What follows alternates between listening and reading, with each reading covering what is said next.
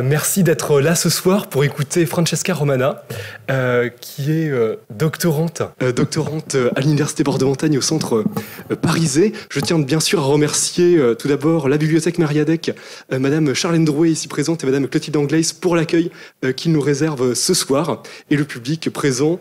Alors Francesca, tu es doctorante en co-tutelle entre l'Université Montaigne et puis l'Université Roma Tre. Avec donc sous la direction de Gilles Rago, Marion Lagrange et puis Laura Lamoury. Et tu travailles sur une thèse qui porte sur les artistes italiennes intitulée Au-delà de la péninsule, la scène artistique internationale, espace d'affirmation des artistes italiennes entre 1870 et 1915. Et ce soir, tu vas nous présenter donc tes recherches autour de ce sujet pour une conférence qui sera suivie d'un temps d'échange avec le public. Alors, merci à toutes et à tous pour... et tout d'abord, je tiens à remercier Clément et Clément pour l'organisation de ce cycle de conférences et également la bibliothèque qui m'accueille aujourd'hui. Je vais vous présenter aujourd'hui certains sujets qui en fait sont au cœur de mon projet doctoral et que, comme disait Clémente, je mène sous la direction de Madame Marion Lagrange, Monsieur Gilles Rago, et Madame Laura Lamoury de l'Université de Roma Tre. Mon sujet de recherche concerne l'internationalisation des carrières des artistes femmes italiennes entre le 19e et le 20e siècle. Et il s'agit des premières femmes qui, après l'unité d'Italie, ont commencé à exposer à niveau international. Et pour introduire ma présentation d'aujourd'hui, je voudrais commencer par cette phrase que j'ai retrouvée sur la couverture d'un exemplaire du catalogue de l'Esposizione Internazionale Femminile di Belle Arti di Torino del 1911. Catalogue de la première exposition internationale féminine des Beaux-Arts et qui est conservé aujourd'hui à la Bibliothèque d'archéologie et histoire de l'art de Rome, la Biasa. Je vais lire qu'est-ce que c'est écrit en italien, que c'est niente di più mediocre o di più maschile. Noté au crayon et signé d'initiales, elle semble être un commentaire des les propriétaires ou de la propriétaire de cet catalogue qui a été donné à la bibliothèque. Et malgré ce commentaire, cette exposition, l'exposition internationale des Turin en 1911, c'est un tournant dans l'histoire de l'art en Italie, surtout pour ce qui concerne la production des femmes. Comme a déjà souligné Francesca Lombardi dans son étude publiée en 2019, c'est le premier grand événement international dédié aux femmes artistes. Et malgré les commentaires que je vous montrais avant, et que déjà l'exposition de 1911 elle avait vécu un très grand succès, et la deuxième, organisée en 1913, avait eu un succès encore plus grand. Parmi les critiques de l'époque, Ernesto Ferrettini écrit dans la Gazzetta del Popolo en 1913. Je vais lire en italien et vous trouvez ici la traduction à l'écran. La dolce penisola sembrò improvvisamente trasformarsi in una fioritura inaspettata di pittrici e scultrici. Chi avrebbe potuto immaginare che fossero così numerose? D'un son côté, Emilio Zanzi intitule son article Turin, Torino, città delle donne pittrici, mettant en avant la modernité de cette initiative et l'impression que la ville était en train de devenir un vrai centre majeur de la création artistique féminine. Cependant, cet événement doit être interrompu pendant la guerre et donc la troisième édition prévue pour le 1906 va jamais avoir lieu. En effet, le but principal de ces expositions exclusivement féminines était de donner de plus de visibilité aux femmes, en cherchant de briser les préjugés du dilettantisme, encore très ancrés à l'époque. En Italie, bien que les femmes ont eu accès aux académies des beaux-arts relativement tôt par comparaison à d'autres pays européens, leur travail restait largement ignoré par la critique. Et cette marginalisation est dénoncée par la journaliste Beatrice Speraz, alias Bruno Sperani, dans son article Les pittrici. Ce qu'elle écrit, c'est L'atteggiamento dei critici è assai altezzoso verso le donne che si dedicano alle arti. Quando ne parlano, in generale, sembra che vogliano schiacciarle tutte in una volta, con una sola frase. Une affirmation qui trouve un écho aussi dans les propos d'Ugo Yetti, delle critiche d'art, un des les plus importants pendant la période, qui en 1913, dans Le Corriere della Sera, écrit « Aucun nouveau mouvement artistique, aucune vision picturale du monde qui nous entoure ou du monde intérieur n'est jamais venu d'une femme. Toutefois, on peut dire que bien que minoritaires par rapport à leur homologue masculin, de nombreuses artistes italiennes ont pleinement participé à la dynamique des modernités qui animait les capitales européennes à la fin du XIXe et au début du XXe siècle. Les expositions internationales ont joué un rôle clé dans ces processus, notamment la Biennale de Venise, mais aussi les expositions universelles ou les différentes initiatives organisées par des sociétés d'artistes femmes en Europe, qui ont offert aux femmes l'opportunité de se montrer dans un cadre précieux. Ces événements leur permettaient notamment de rencontrer des figures influentes du milieu artistique et de dépasser les provincialismes qui caractérisaient souvent l'art italien. L'enjeu était notamment d'obtenir une reconnaissance critique internationale et des distinctions officielles. Pourtant, les œuvres de ces artistes italiennes mentionnées dans les catalogues des expositions internationales restaient largement moins connues, comme aussi leur nom. C'est le cas d'Amalia Besso, saluée dans les critiques Tutino pour ses portraits exposés à Munich en 1907, de Maria Martinetti Stevelli, médaille d'argent à l'exposition universelle de 1889, ou encore de Carla Celestia di Vegliasco, célébrée à la Biennale de Venise en 1912 pour son tableau Acque e Sole, qui s'est réapparu sur le marché de l'art très récemment et que vous pouvez voir à l'écran. Donc, ma recherche doctorale s'articule autour de deux axes principaux. D'un côté, je cherche d'analyser comment ce phénomène d'internationalisation a contribué à la professionnalisation des artistes italiennes et à leur intégration dans les panoramas artistiques de l'Italie post-unitaire. De l'autre côté, je cherche de reconstruire leur parcours et dans certains cas, même leur biographie, où c'est possible, parce que souvent c'est lacunaire. Il suffit de penser que dans certains cas, même les informations de base, comme la date de naissance ou de décès, restaient incertaines ou inconnues. Comme je vous disais, les artistes de mon corpus sont des artistes qui sont actifs entre les 1870 jusqu'en 1915. Ces choix chronologiques s'expliquent surtout pour l'influence de l'esprit réformeur du Risorgimento et que c'est une période clé pour l'histoire de l'art italienne, mais aussi pour le féminisme. Ces artistes donc ont des trajectoires très différentes et sont aussi des générations différentes. Si certains parcours présentaient des similitudes, chacune d'elles reste profondément singulière.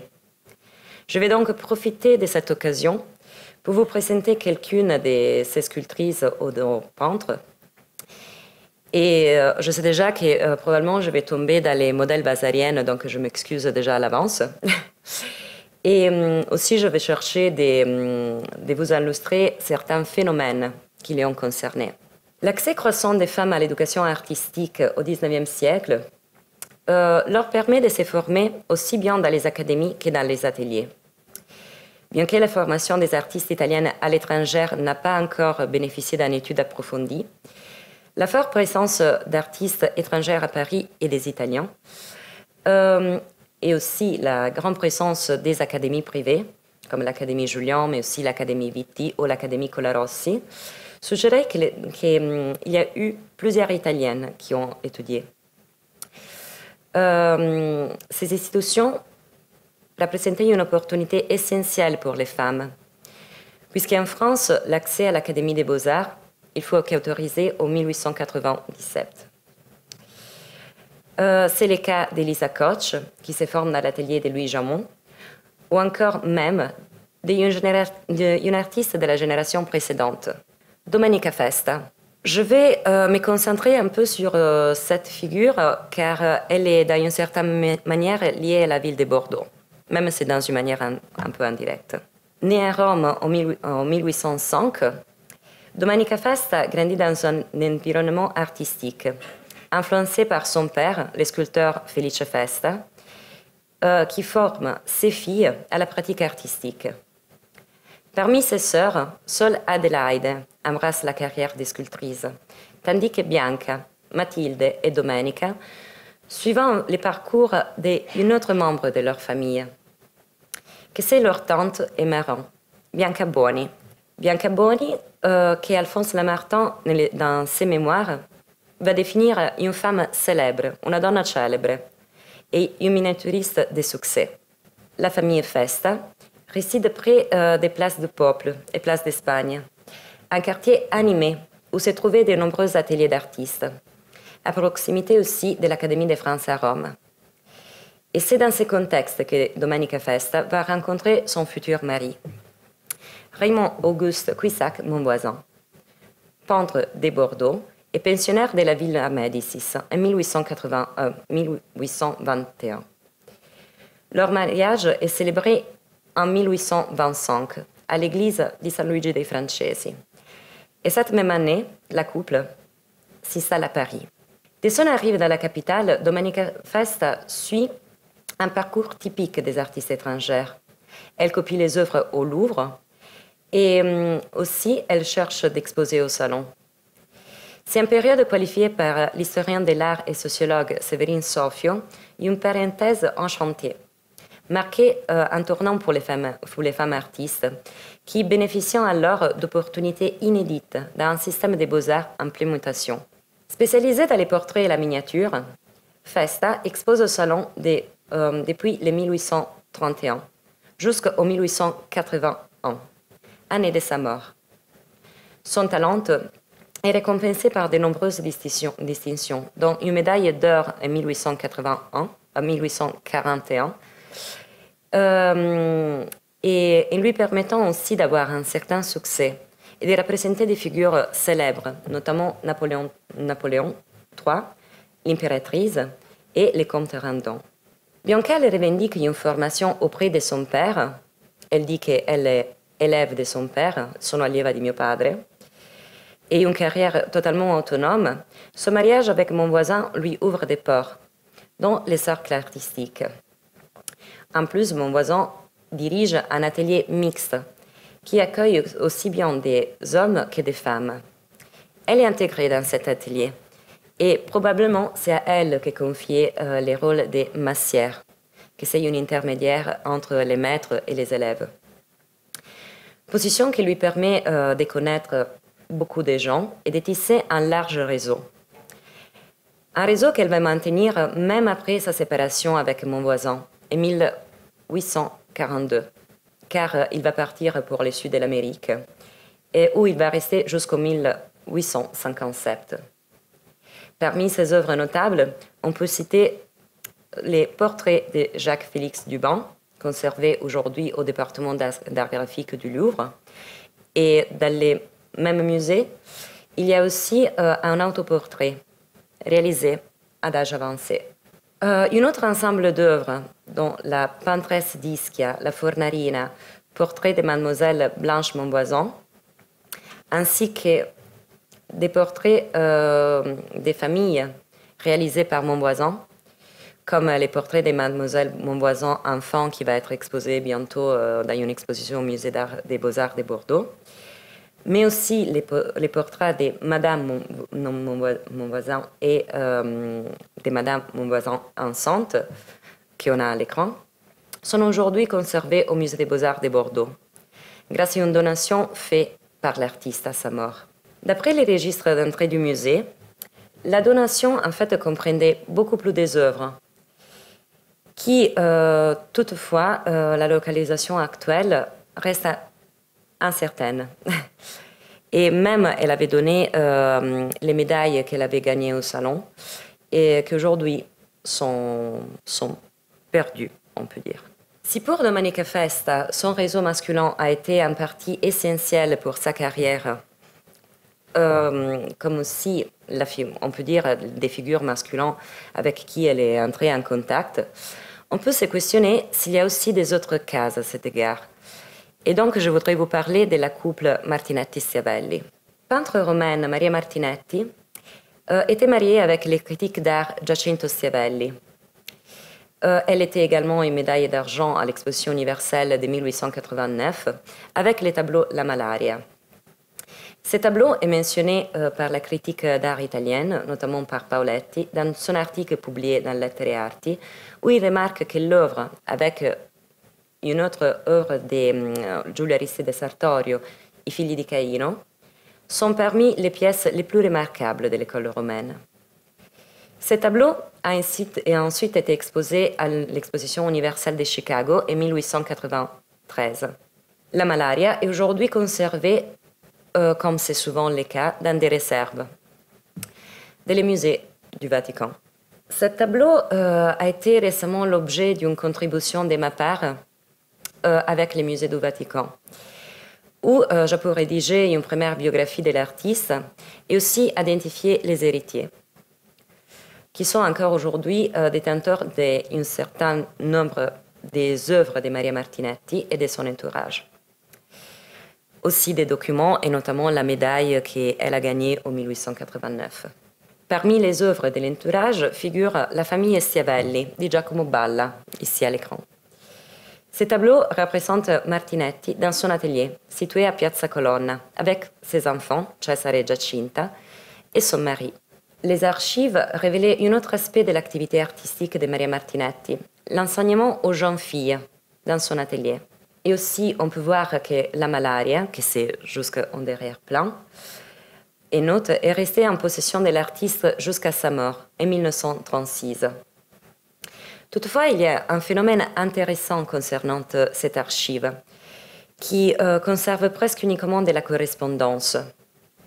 Pendant les années, les classements et les tris a fait que tout ce qui concernait les documents et les lettres de Maria Martinetti ont été éliminés.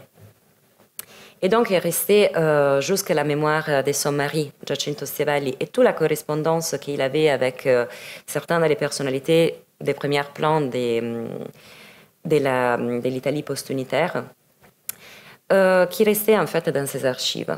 On ne sait pas si c'était les héritiers à détruire la correspondance de l'artiste ou si c'était elle-même à le faire, car ce n'était pas les premiers cas qu'à la fin de leur vie, beaucoup de femmes préfèrent détruire leurs documents parce qu'ils les jugent sans importance.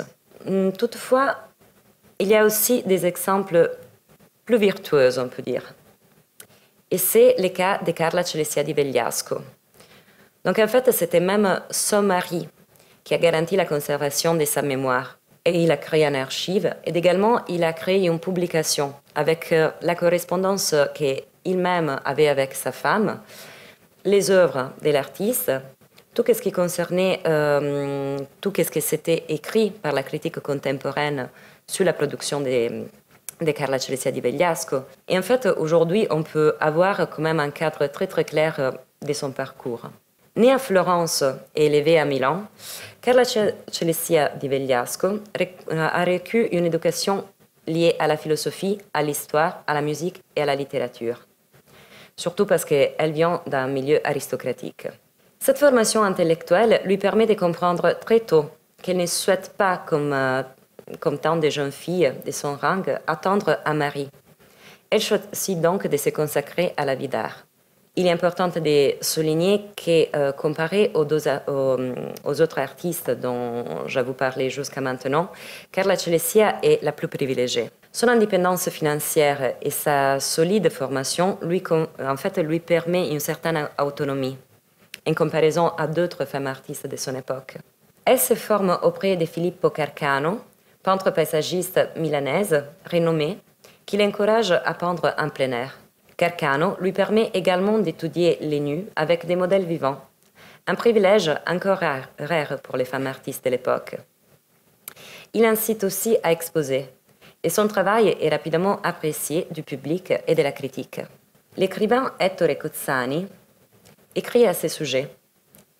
Il voulait prendre de l'art ancien et moderne ce qu'il y avait de bon et les mélanger dans une peinture lumineuse, avec des formes et des couleurs bien définies.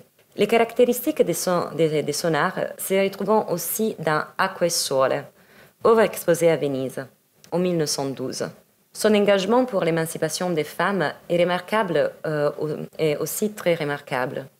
En 1912, elle rejoint le Lyceum femminile et en 1914, elle devient la présidente de la Fondazione Artistica Femminile Italiana, une association née au sein du Lyceum.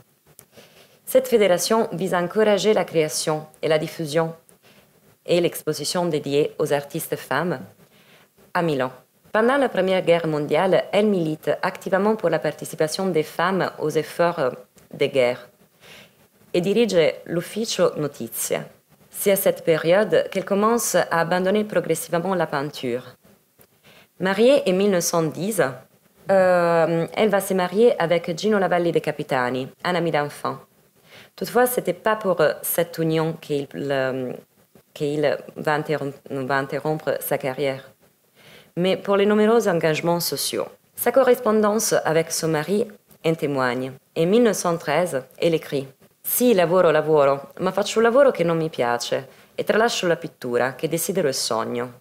Per ora è calma generale. Voglio vedere ora se mi riesce a fare qualche pennellata, ma ho la triste impressione che mi esaurisco in tutto.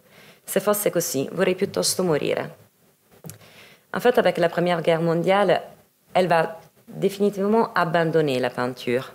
À ce sujet, c'est toujours difficile de faire des conclusions sur une recherche encore en cours. Toutefois, on peut déjà voir que les profils que nous avons évoqués sont très hétérogènes, tout comme la diversité des thématiques à traiter.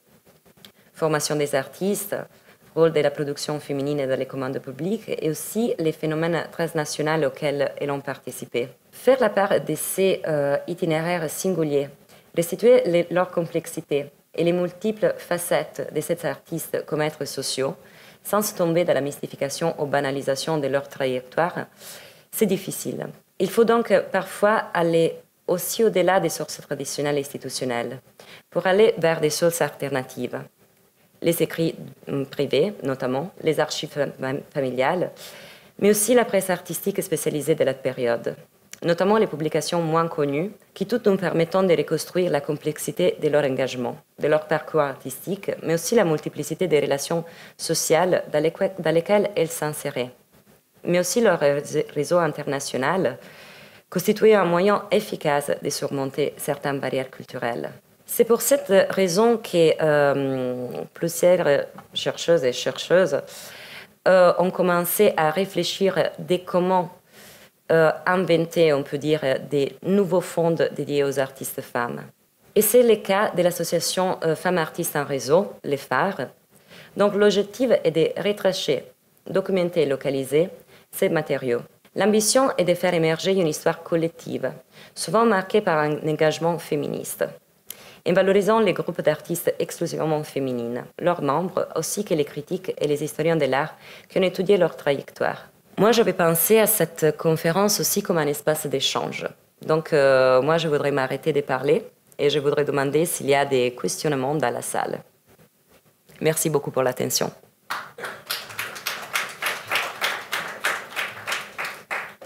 Bien, merci beaucoup Francesca pour cette belle conférence qui nous a montré un peu tous les enjeux qu'on peut trouver autour de ces carrières féminines d'artistes.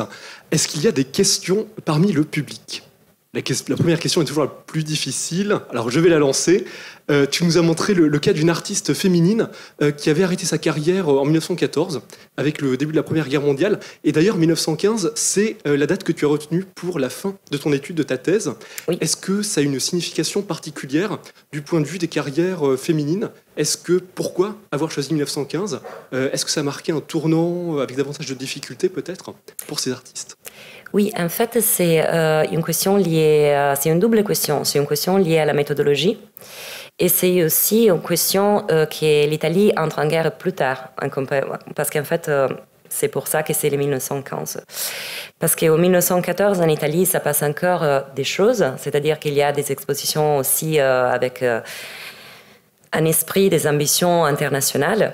Et donc, moi, j'ai créé mon corpus d'artistes en analysant en fait les catalogues des expositions internationales et notamment aussi qui ont lieu en Italie. Et donc, c'est pour ça, 1914, pour moi, elle est 1915. Pour ce qui concerne Carla Celestia di Vegliasco, elle était déjà très active. Elle avait déjà compris, en fait, la situation sociopolitique. Elle était aussi en contact à niveau international avec des autres associations des femmes, à travers les lycéums notamment. Et c'est pour ça qu'elle a fait, elle commence à s'engager énormément dans ce travail, on peut dire, plus social, plus lié à soit à la côté artistique parce qu'elle soutient des artistes femmes, mais aussi vraiment pour des questions sociales des mamans. Et donc, elle n'arrive plus en fait à gérer sa carrière d'artiste. Aussi, il se voit dans les lettres qu'elle était très critique vers elle-même. Elle a attendu beaucoup de temps avant d'exposer, même si son maître l'encourageait tout le temps, même si elle s'était déjà dédiée au nu. Il y a aussi des lettres qui sont très touchantes pour ce rapport au corps, surtout au corps des autres femmes, comme les tableaux que je vous montrais avant, qui en fait se voit que déjà elle vient dans un milieu aristocratique, donc il y a quand même une forme d'éducation qui en fait elle cherche de dépasser.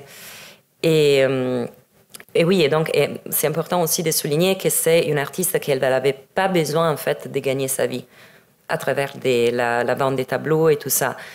Elle était une aristocrate et c'est vrai quand même qu'elle expose.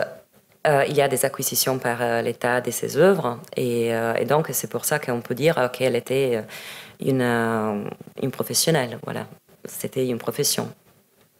Merci. La parole est à la salle. Oui, merci. Je voulais savoir si au début vous avez montré les critiques qu'on formulait aux artistes féminines. Je voulais savoir si justement entre les deux bornes chronologiques que vous avez données, si on observe une évolution dans les critiques qu'on peut formuler aux œuvres produites par ces artistes féminines. Toujours dans la période entre 1870 et 1915. Oui, alors en fait, il y a une attention majeure envers les artistes femmes, et déjà. Et se voit aussi qu'en fait, il y a quand même, surtout avant la guerre, il semble qu'il y a quand même on peut dire plus des aléas. J'utilise ce mot parce qu'il y a une artiste qui utilise exactement ce mot-là, degli alleati. C'est-à-dire des figures qui commencent à s'intéresser plus à la production des artistes femmes, aussi dans un côté positif. Et c'est vrai aussi qu'il commence, il y a aussi des écrivains qui, même s'ils n'écrivent pas directement de la production des femmes, quand même ont des relations avec ces femmes.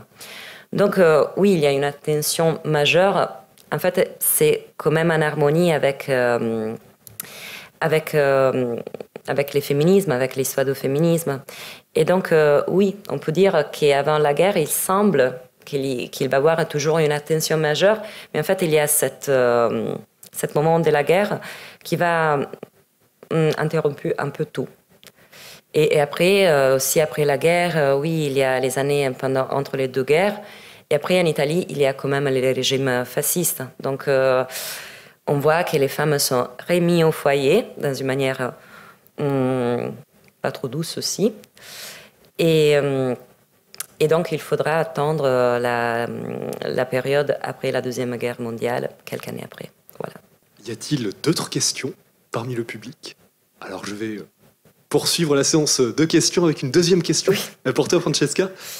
Autour des sujets qui étaient choisis par ces femmes, tu nous as montré un bel exemple avec le nu de traitement du corps de la femme qui était différent chez ces artistes féminines. Dans l'ensemble de ton corpus, est-ce que tu as pu observer des tendances chez ces artistes dans le traitement de certains sujets, ou est-ce qu'il y a une sensibilité différente chez elles pour certains sujets artistiques? Alors, malheureusement, il n'y a pas beaucoup de nus. Ça, c'est... oui, dans la sculpture, il y a quelque chose, mais en fait, comme si on parlait des peintures, moi, je me suis confrontée à beaucoup de fleurs. Souvent, il y a beaucoup de tableaux de fleurs, oui, parce que c'est un genre quand même bien accepté, on peut dire conforme pour la mentalité de l'époque à une production des femmes. Et donc, on n'a pas beaucoup de nus. Et moi, je ne trouve pas trop la différence. C'est-à-dire, ça dépend. Après, si on est au courant des relations, de tout le côté social, c'est-à-dire si on ne regarde pas uniquement les œuvres, mais aussi on regarde les parcours de ces artistes, leur formation, les modalités dans lesquelles elles se sont formées. En fait, ça vient aussi un peu tout de suite de comprendre pourquoi cet aspect c'est comme ça plutôt que comme ça, pourquoi il y a tellement d'intérieur, pourquoi il y a tellement de fleurs. Mais en fait, c'est vrai que comme nu, moi, je n'ai pas beaucoup des exemples dans mon corpus. Mais pour les paysages, moi, je ne vois pas tellement de différences. Quand même, ce sont des artistes qui se sont bien formés. Près des maîtres, ont aussi pris, par exemple, des modèles un peu internationaux. Donc, je peux dire qu'il y a certains que moi, je trouve plus vertueuses des autres. Mais après, c'est de l'esthétique et c'est aussi mon jugement. Merci. Madame. Oui, vous avez parlé de l'entrée des femmes au salon en Italie qui était plus précoce que dans d'autres pays. Oui, à l'académie. Oui, à l'académie. Est-ce que vous pouvez en dire un peu plus par rapport justement au mouvement d'entrée des femmes dans les autres pays et comment oui, bien sûr. l'Italie se situe alors que c'est un pays très latin moi, je voudrais vous dire, parce que l'Italie avait tout compris, mais en fait, ce n'était pas du tout le cas. En fait, oui, parce que à niveau des... Après, ça dépend dans les villes. Parce qu'après l'unité d'Italie... après l'unité d'Italie, en fait, il y a toutes les académies qui déjà existent, notamment l'Académie de Venise, de Rome, etc., qui vont être réformées avec des nouvelles règles, un nouveau statut aussi. Et Turin aussi, c'était un centre très important. Et en fait, on voit qu'en comparaison à la moyenne européenne, l'accès aux femmes je l'avais aussi signé la date précise, je crois, juste pour... Mais c'est une dizaine d'années avant. Mais c'est dans certains cas. Mais parce que pour ce qui concerne Rome, par exemple, c'est pas parce que c'était plus... Il voulait les femmes. C'est juste que dans les règlements, il avait oublié. C'est-à-dire qu'il n'y avait aucune règle qui pouvait dire que les femmes ne pouvaient pas accéder à l'Académie des Beaux-Arts de Rome. Et donc, quand elle est réformée, même les femmes, la première femme qui peut accéder au corps des nus, qui fait demande pour accéder au corps des nus parce que c'est écrit de nulle part qu'elle ne pouvait pas, c'était au 1890. Et c'est tôt. C'est très tôt. Et en fait, c'est plutôt ça. Après, ça change pour chaque institution. Turin, c'est différent de Rome. Rome, c'est différent de Venise. Il faudrait en fait faire une recherche. Ça c'est vraiment très intéressant, la formation des artistes femmes par les académies. C'est une étude qui n'était pas encore faite. En fait, il y a encore beaucoup de choses à faire. Moi, je peux juste faire l'exemple de Rome plutôt, parce que j'ai consulté les archives. Et pour Venise, je sais qu'il y a des artistes de mon corpus qui se sont formés là, quand même très tôt. Et je peux vous dire ça. Je vous en prie. D'autres questions parmi le public? Alors j'en profitais pour rebondir sur ce que tu disais sur les sujets. J'ai trouvé ça très intéressant sur les peintures de fleurs, sur les natures mortes. Tu disais que c'était un genre académique en effet. Et en France, on a des exemples d'artistes féminines, je pense à Berthe Morisot, qui ont pu jouer un rôle dans le développement de l'impressionnisme, de courants un peu qui sortaient un peu des clous académiques. Est-ce que c'est aussi le cas en Italie? Est-ce que les femmes ont pu jouer un rôle dans le développement de nouveaux courants artistiques, ou est-ce qu'elles sont restées finalement dans des genres assez académiques et sur des sujets assez contenus? Ça, c'est ce que je cherche d'apprendre moi-même. C'est-à-dire qu'en fait, c'est les femmes dont je vous parlais sont... J'aime pas les mots oubliés, parce que c'est pas les bons mots quand on parle des femmes artistes. Je pense qu'invisibiliser, c'est mieux, parce que quand même, ce sont des artistes qui sont présentes dans les collections... Dans les collections des musées, sont présents dans les archives, même s'ils sont cachés parfois, cachés parce qu'ils sont en réserve ou parce qu'on retrouve les documents on peut dire, dans des archives plus génériques. Il n'y a pas peut-être des archives vraiment dédiées à eux, mais sont des artistes plutôt invisibilisés. Donc en fait, c'est un travail qui cherche aussi de reconstruire comme il peut, parce qu'une thèse va terminer, aussi de reconstruire des corpus. Donc pour évaluer aussi, d'évaluer en fait si, et à travers aussi et de retracer aussi leur réseau. C'est-à-dire, cet artiste a produit ça, elle était en contact avec qui, mais peut-être qu'elle a commencé à faire ça avant l'artiste avec qui elle était en contact, donc peut-être que se sont conditionnés. Mais ça, c'est un discours, en fait, c'est très difficile de formuler actuellement. Et moi, je ne sais pas même si je pourrais le faire à la fin de ma thèse, parce que quand même, pas pour tous les artistes, il y a du matériel. C'est horrible à le dire, mais c'est vrai.